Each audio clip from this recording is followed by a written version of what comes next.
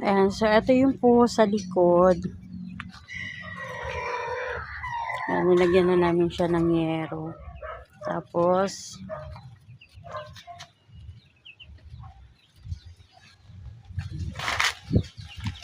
ayan. So, ayan siya.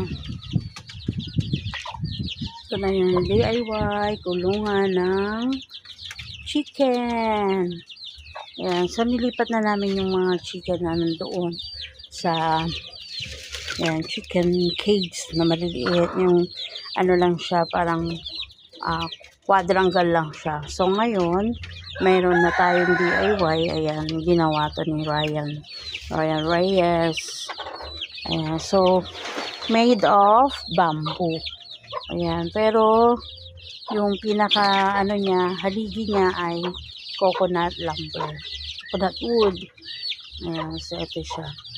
Medyo maluwag-luwag na ngayon yung kanilang kulungan. Hi! Gusto na kayo? Yan.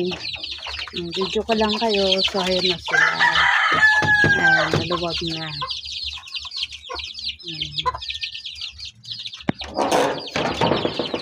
Kasi kailangan natin guys na magkaroon ng maraming alaga. Ayan, para at least kung lumaki-laki na sila, pwede nang ibenta. Kahit pa paano mayroon tayo pabili ng pagkain uli nila. Ayan. So, ito yung medyo malalaki na.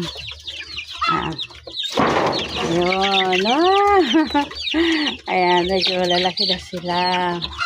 Ayan, medyo nanibago sila eh. Puro sa gilid-gilid lang sila kasi akala nila, iba yung, iba na tong bahay natin. Hindi na katulad noon na sa lupa. Ngayon, so, ito na sila, guys. Ayan, 12 pieces ito. Ayan, thank you for watching. This is Mamita Leticia B. Vlog ng Orbis Todo, Pangasinan, guys. And please watch, subscribe, and comments po.